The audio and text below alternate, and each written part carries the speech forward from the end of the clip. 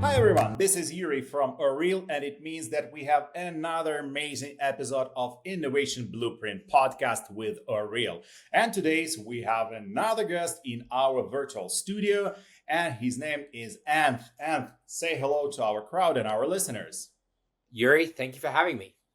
Thank you for joining us. I appreciate because we had a lot of complexities and challenges to schedule this call in this podcast, and I appreciate that you find the time in your really tough schedule. So thank you for being with us and being our guest. And for those who doesn't know, who's the Anth? Anth is CEO of the company with the name Zumper. In the profile of the company on LinkedIn, it says Zumper is the largest privately owned rental platform in North America. Kind of big deal.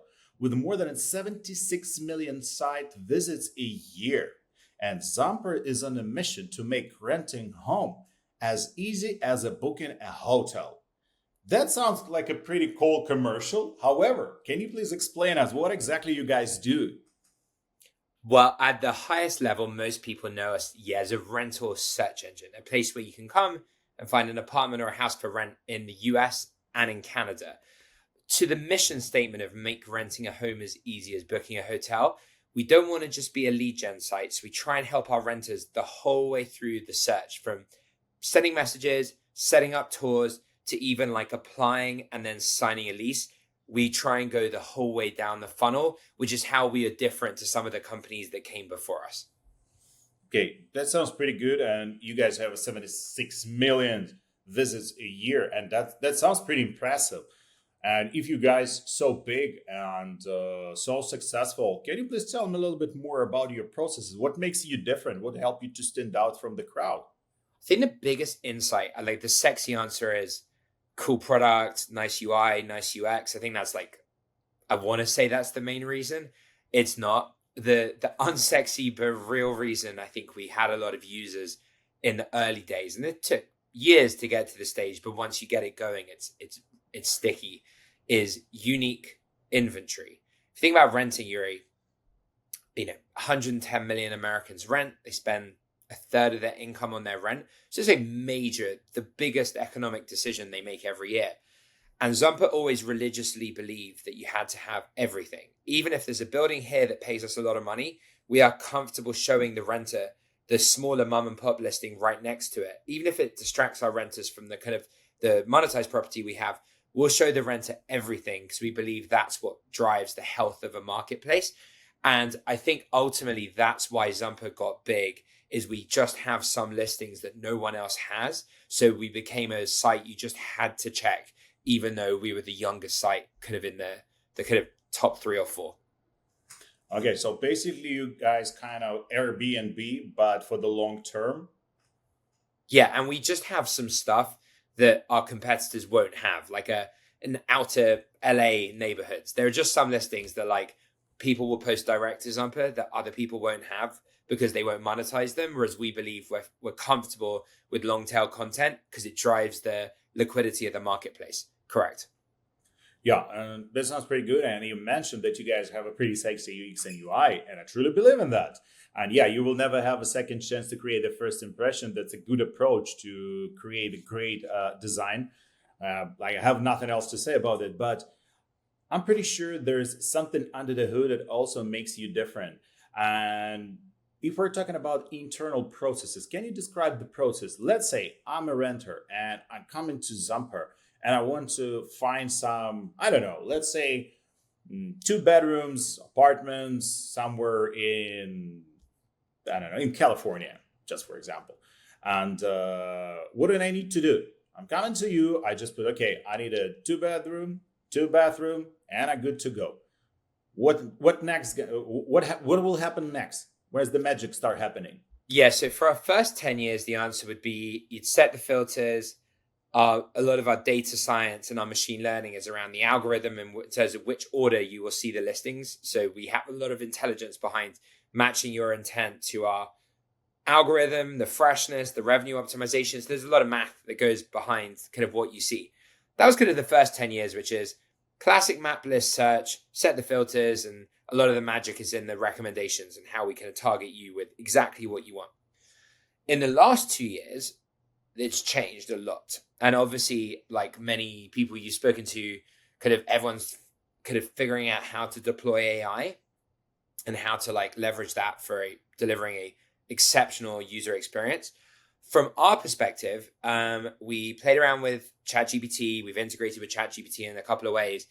And then everything we learned after 2 years, we built onto our platform in this product called Zoe. So Zoe is this AI assistant that now lives on Zumper's property detail pages.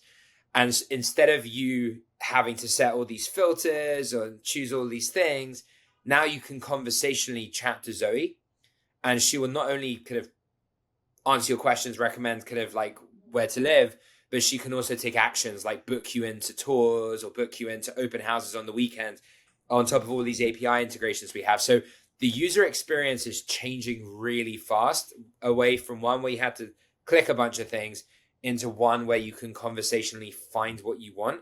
And I think the future is like super exciting in terms of like evolving the user experience. Yeah. You mentioned that you can book a tour. You mean like a physically, or Zoe can provide you with the 3D tours? Both. Great question. Where there's a 3D tour and a Matterport or like a visual, we can show you that. But because we spent 10 years doing the plumbing, like the back end of all these API integrations into all the big, medium-sized, small landlords, we have real-time tour availabilities, for example. This AI assistant can schedule you across a bunch of tours just by talking to her. So we use the infrastructure we built over the last 10 years on the back end, but now on the front end, we've kind of like sidelined the core map list search, and we're now starting to experiment with replacing some of that with a conversational AI assistant. And it's kind of like built on the back end of the 10 years we've spent building the infrastructure, but with a very different approach to UX on the front end. Yeah, that sounds actually pretty cool, and even better that I read about that on the website. And you mentioned also that you guys have some different listing compared to the rest of competitors. What do you mean by saying that? Did you build that list through all these years, or where did you get that people? Where did you get that list from? If it's not a secret, of course. No, totally. We religiously, it was like a kind of first principles believe that like supply would matter more than demand in our marketplace. We kind of felt if you build the supply out, the demand will come, the MAUs will come, the SEO will come. And so we actually built a landlord product for small landlords called Zumper Manage first. Actually, even before building like a website for renters, we actually built the landlord tool first, made it intrinsically valuable even before we had a marketplace. And then when the marketplace went live, they started to get leads from it. So the reason we capture it, Yuri, is we built kind of like an Airbnb style kind of host software, but for long-term rental landlords. And it's really popular. It has over 500,000 accounts created, and it allows us to create a lot of unique content where they never leave Zumper. We can now fulfill their listing on the platform itself. Okay, yeah, and that sounds really, really complex. And what kind of technologies do you guys use for day-to-day routine? Is that something that you're customly developed for yourself within the last 10 years, or are you using some already pre-made solution out of the box? I think our tech stack is like pretty common, like AWS, Python, like React on the front end. A lot of the stuff around the matchmaking stuff has been built in-house. We've tried some machine learning kind of third-party tools that have been helpful, but a lot of the magic of the sort order and like the matchmaking is built in-house, and it's basically like a data science function that then gets translated into like the software. Okay, so and I know that a lot of companies use some separate programs like G Suite, maybe for communication, or Zoom or something like that. But some of the companies already start using some internal system. Which one is yours? Good question. Well, I think we're pretty like very boring and classic like this. That we've used Slack from like the first month that Slack came out. I remember like using it for the first time, and it was so much better than what came before. It hasn't really changed. What's crazy about Slack is like the product's barely evolved in 10 years, but we still use it. And then we use Slack. That's a good tool. We love it. They hit product market fit super early. So somewhat like they didn't need to evolve it. What's kind of surprising though is like that Slack never became Zoom. Like, theoretically, I shouldn't need to use like Zoom on top of Slack. Like, Slack could have like paired well with other companies' Slacks, whereby when we do what now I do as a Zoom call, it could have been a Slack call, whether it was internal or external. But obviously, Zoom in the pandemic won. So our tech stack's G Suite for the normal stuff, Slack for internal communication, Zoom for external communication, and then like Salesforce, like classic Salesforce integrations for kind of all our CRM and like go-to with our clients. Did you integrate all that solutions into your platform, or you just use them separately? Yeah, they're pretty integrated. I think these days there's like more joinery, and especially with AI, it's like easier for them to talk to each other. But like, I mean, it's still a nightmare. Like, it breaks all the time. I think Salesforce integrations are like notoriously kind of tricky and require like constant love and attention. So in theory, they're integrated. Is it perfect all the time? No. Okay, and that was my question about the AI integration, but you already answered the part of the question. You already said that you guys start using that. And if I'm not mistaken, you said that you're using Zoe like about 2 years from now. But where the idea came from of AI integration and what kind of problems AI solves for you right now? Yeah, we think I think selfishly at Zumper, we think about AI has two advantages for us. Like, how can we grow the company? The first is like, how do we deliver a great on-site experience? And the second is, where do we fish for what users where they're going to be tomorrow? So the first one is Zoe. And yeah, that's basically delivering an excellent on-platform experience. Actually, she only launched 3 months ago, so she's very new. The second one is the thing that we've had for 2 years, which is traditional ways of finding renters. You know, Zumper is typically we get users from 3 locations. They either come directly to our brands because they know us, they've used us before, so we re-engage them, or they came through SEO. And there are 3 main traffic channels. We don't do much paid acquisition. SEO is going to go through a dramatic change. Google will capture some of that change with their own AI answer engine, Gemini. However, obviously, they're going to face like steep competition. So I think the second one is, where are tomorrow's renters going to be searching? Where yesterday they were in Google SEO typing, apartments, New York. Tomorrow, they're more likely, well, maybe not tomorrow, but in a year, they are increasingly likely, I'll say, to be in ChatGPT, in Claude, in Perplexity, in Gemini saying, apartments, New York, find me a 2-bed apartment under $3,000. So Zumper, we've got to think about, we used to farm in Google, but like that's changing quickly. Where is tomorrow's user going to start her search? And like increasingly, the answer is in one of these 3 or 4 LLMs. Now, Google SEO is still the vast majority of like where search is today. But like in 2 years' time, do we think it will be drastically different? Probably. And I've never seen a change like this ever before in like the 12 years I've run Zumper. So the second way we use AI is to integrate with LLMs to make sure Zumper is a very high answer in the answer engines. And actually, to be really direct, far higher in those answer engines than it has been in traditional SEO. Because SEO is very hard to break when you're competing with companies that are like 30 years old and they've been in those positions forever. It's very hard to shift them. But in LLMs, this is a whole new game where we have a lot of unique data that other people don't. So we're pretty excited about the change, Yuri. And that's the second way we use AI, which is to integrate with LLMs to meet tomorrow's renters where they're going to be searching. So basically, you're trying to predict their next steps. Exactly. If they're not going to, obviously our preference is they type Zumper and they come straight to our experience. But so many searches begin generically. Hotels, New York, apartments, LA, houses, San Francisco. People start top of the funnel. Those searches all went into Google. And so when you're a marketplace business, you have to be thinking, cool, how do I come to the top of what's going to get recommended? And yes, of course, we still care about Google SEO and we care about Gemini, Google's LLM, deeply.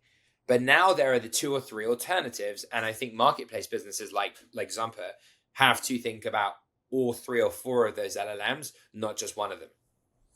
Okay. Is that something that you guys going to work near time? Is that something we're working on?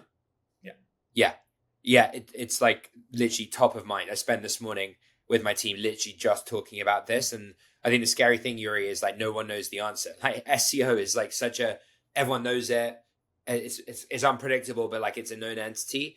LLM search, LLM rules, attribution with AI is like completely brand new. It changes every day. So Oh yeah. we're constantly working on it, and like as my team and I say, like we're just failing all the time in a good way. We're making mistakes, we're failing. This works, 7 things don't work, but you learn, and so we're failing fast. Listen, I spoke with a lot of people regarding like AI integration, and what a lot of them said that companies do not want to be the number one in the real estate. They don't even want to be a number two if we're talking about the pioneering of new technologies. They're waiting for some successful cases and they just adopt them later on. So it seems like you're the different type of bread, and you guys trying Yeah, to adjust it.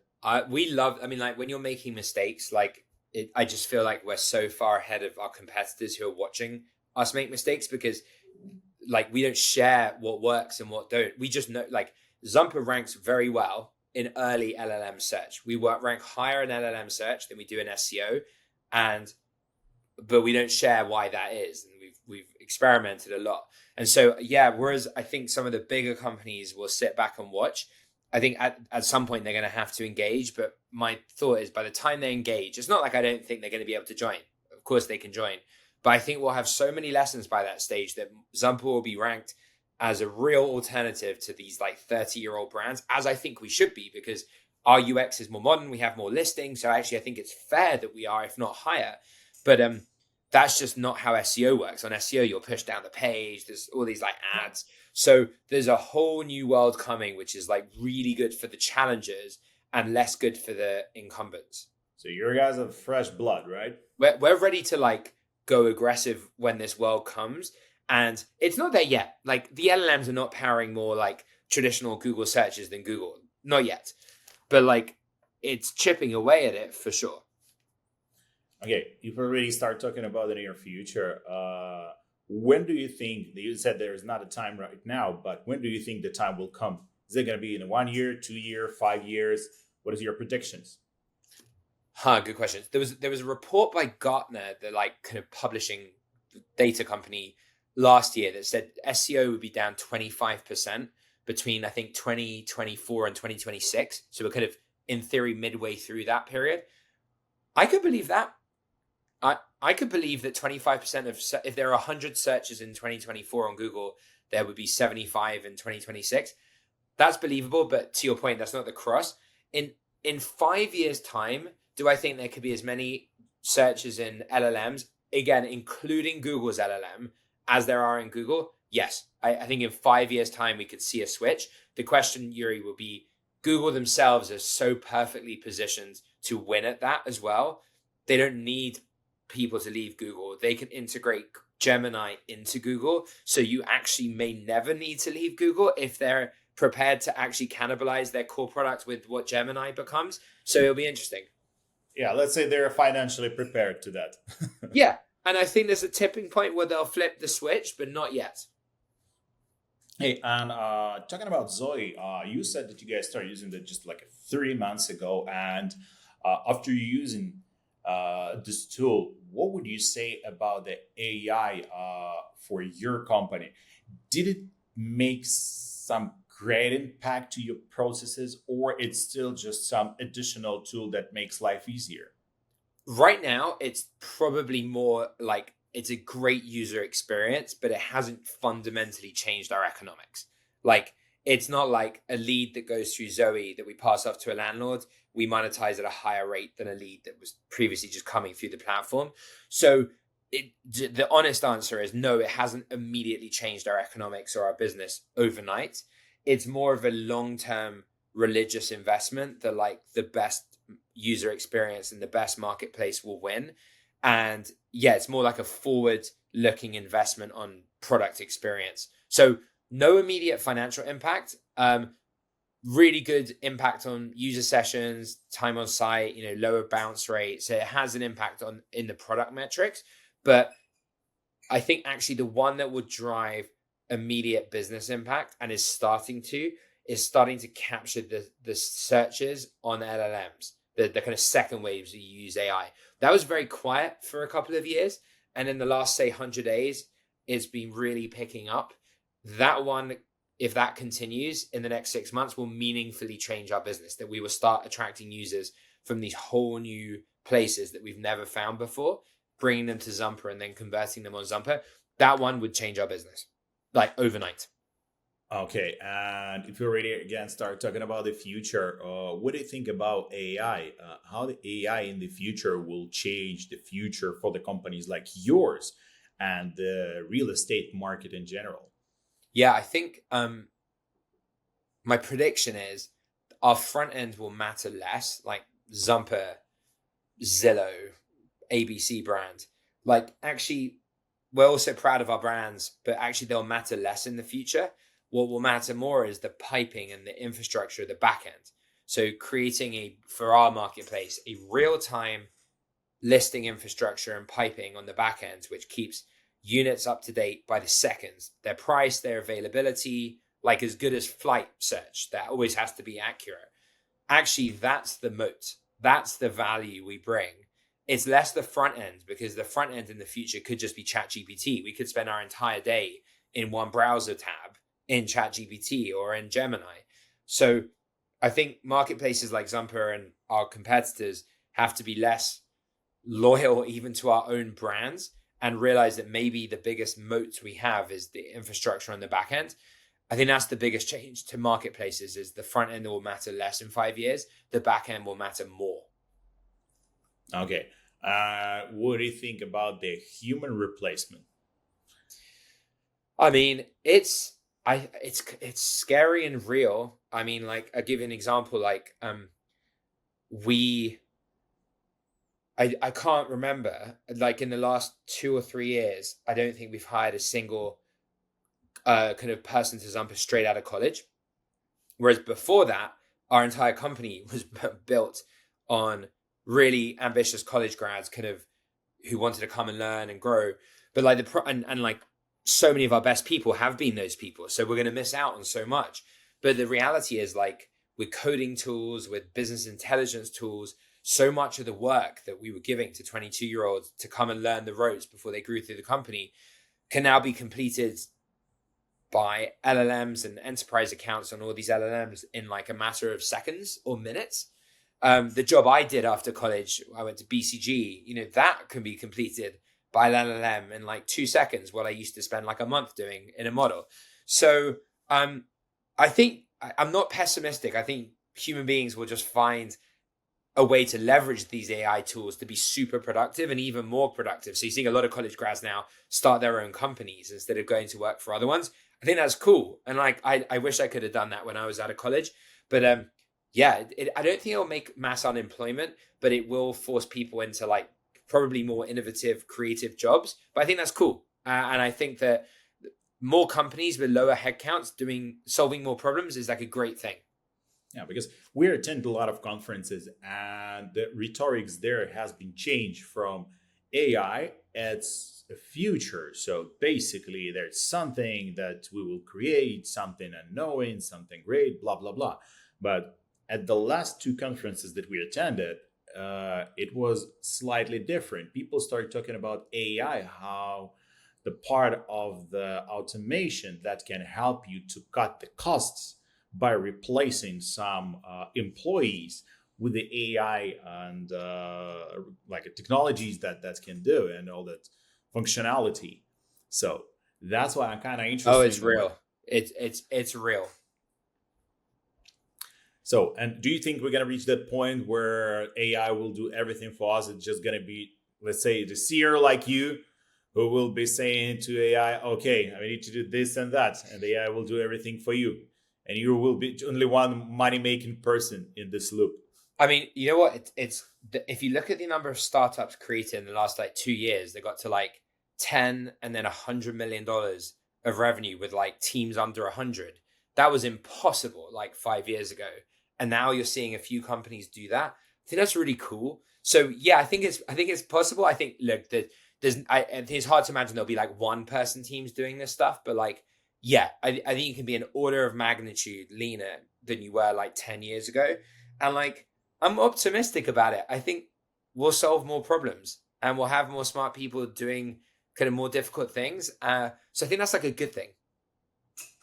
Yeah, at some point here, it's kind of industrial revolution Yeah, in totally. 19th century. Right now, we're having pretty much the same, but in a digital world, and it's kind of interesting to see what's happening because Totally. like 2 years ago, I was just checking my grammar and email in GPT, and right now I can give some tasks and get a Totally. great response, comparison information, etc.